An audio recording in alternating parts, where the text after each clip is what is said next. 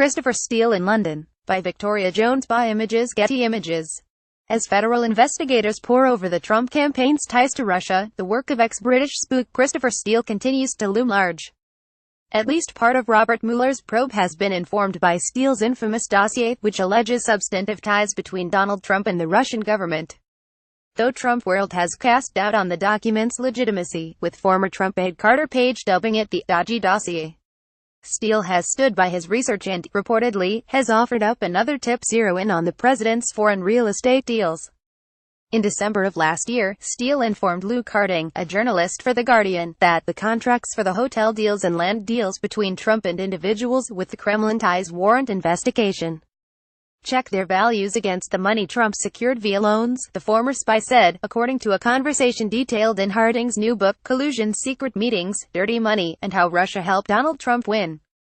The difference is what's important. According to his book, Steele did not elaborate on this point to Harding, but his implication was clear. It's possible that Trump was indebted to Russian interests when he descended Trump Tower's golden escalator to declare his candidacy. After the real estate mogul suffered a series of bankruptcies related to the 2008 financial crisis, traditional banks became reluctant to loan him money, a reality he has acknowledged in past interviews. As a result, the Trump Organization reportedly became increasingly reliant on foreign investors, notably Russian ones. As Donald Trump Jr. famously said in 2008, "Russians make up a pretty disproportionate cross-section of a lot of our assets. We see a lot of money pouring in from Russia." The significance of such transactions is not lost on special counsel Robert Mueller. Citing a person familiar with the FBI probe, Bloomberg reported in July that Mueller's team is investigating a series of deals Trump struck, including the Trump Organization's failed Soho development that involved Russian nationals, the 2013 Miss Universe pageant in Moscow, and the president's sale of a Palm Beach estate in 2008. All three deals have drawn scrutiny for their ties to Russian interests, as Craig Unger outlined for The Hive. The 2014 Trump Soho development is likely of interest to Mueller thanks to the involvement of Felix Sater, a Moscow-born, Russian-American businessman who did time for stabbing a man in the face with a margarita glass, and the now-defunct company he worked for, the Bayrock Group. Similarly, Russian developer Aras Aglarov, whose son Emin helped broker the controversial Trump Tower meeting last June between Donald Trump Jr. and Russian lawyer Natalia Veselnitskaya, paid $20 million to bring Miss Universe to Moscow.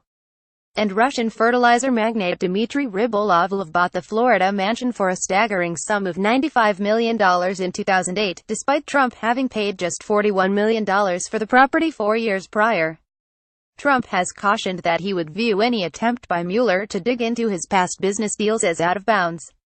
But the former FBI director has a broad mandate from the DOJ to investigate any links and/or coordination between the Russian government and individuals associated with the campaign, and any matters that arose or may arise directly from the investigation, suggesting that Trump's deals with Russians fall under Mueller's purview.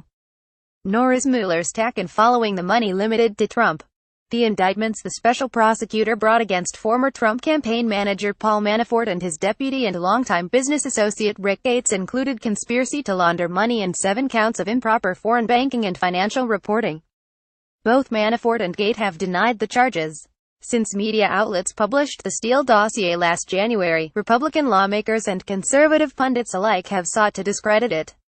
In recent weeks, Trumpworld has latched onto the revelation that the Democratic National Committee and the Clinton campaign indirectly bankrolled Steele's investigative work, which he conducted for Washington-based intelligence firm Fusion GPS, through the law firm Perkins Coie. They have argued that the dossier's origins not only make it invalid, but are indicative of a larger anti-Trump conspiracy. Steele, however, stands by his work. While the former MI6 agent acknowledged that no piece of intelligence is 100% airtight, Harding noted that Steele told friends he believes the 16 memos he delivered to Fusion to be 70 to 90% accurate.